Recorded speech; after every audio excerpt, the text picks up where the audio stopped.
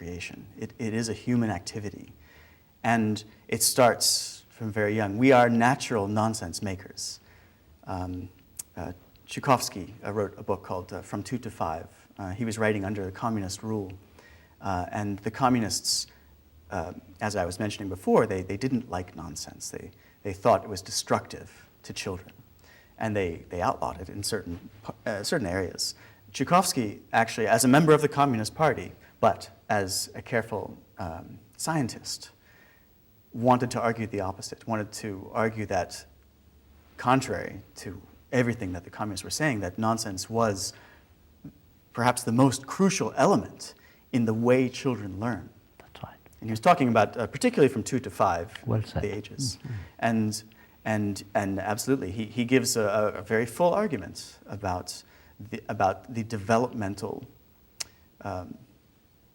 benefits of nonsense creation, and that it is what we do.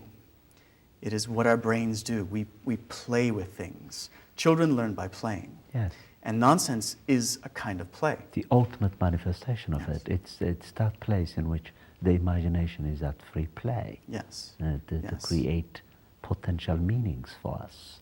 And it's not always uttered gibberishly, as we tend to think about children's language. Right. In fact, it is what you and your colleagues have quite rightly called nonsensicality. And children do speak nonsensically, and they're establishing a place for themselves in the world. It is power. It is power. And I certainly participated in it. I did too. I was recalling my own childhood. I was in a chorus with my dear friend Carl, and we would sit in the back of the chorus. And of course, we never actually sang the real words of the songs. We would just make up our own words for the songs, and it was entirely silly. Right. It's power. And this is nonsense comes about because of these power dynamics. And there is some power trying to make you do something, and you can fight back. That's right. By creating nonsense. That's right. And nonsense is particularly effective in this way because the powers that be often don't recognize it as subversion. They're so confused by it, really. And so it often can kind of slide under the radar. Amazing. And now, of course, when the discussion is just starting, of course, if you have time, I'm hoping that you'll be the Afghan Ascent's consultant on children's literature and the literature of nonsense, about which you'll give us annual reports when you have time. So we have a few minutes left now. What I suggest we do is two things. One, you may want to share with us about this travel that you did when you were on sabbatical. Yes. And then the second part, I'm sure you brought that beautiful book that I'm just looking at for a purpose. And you might want to tell us some things about it. Certainly. It might be best actually to start with Please this, do. because this You're the was boss. really the beginning. Take it in any way you want. This book, The 10th Rasa, an anthology of Indian nonsense, is the first anthology of nonsense outside of nonsense in translation outside of the England and America. And it has been the tradition for collectors of nonsense and theorists of nonsense to believe that nonsense was the sole domain of the English and maybe the Americans if they were feeling liberal-minded. And so the editors will say, nonsense is a particularly English phenomenon, only understood by the English and only created by the English. And perhaps the Americans might participate in this somewhat. But not the rest of the world. No. A German could never understand nonsense. Amazing. A Frenchman could never understand or write nonsense. And these were actually serious editors and scholars. And this effort was in direct response to this kind of idea. This is absurd. It's completely absurd. Nonsense is made everywhere, every country, every people. To the extent that we speak a language, by definition, we speak it sensibly and nonsensibly. Absolutely. Or more precisely, nonsensically. Yes. It is one of our features. And so this, it just so happened that I was asked by a publisher in India to take on a project with nonsense, and I had studied some, I'd seen some Indian material that was very good nonsense. Okay. Share some of it with us. Some examples.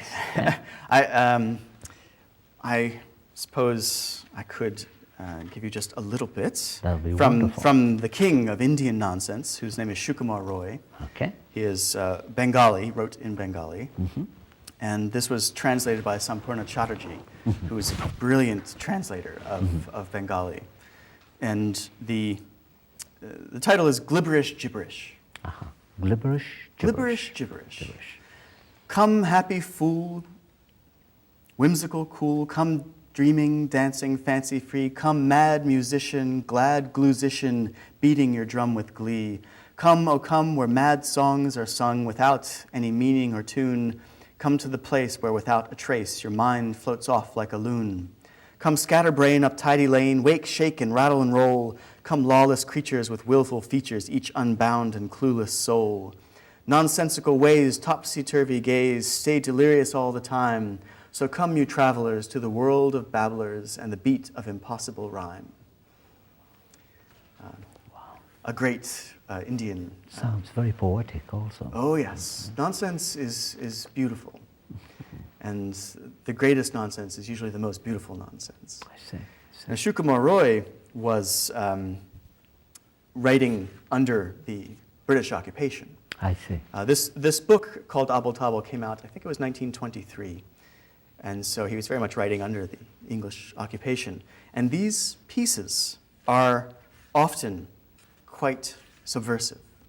And they speak against the British rule, but in very subtle ways.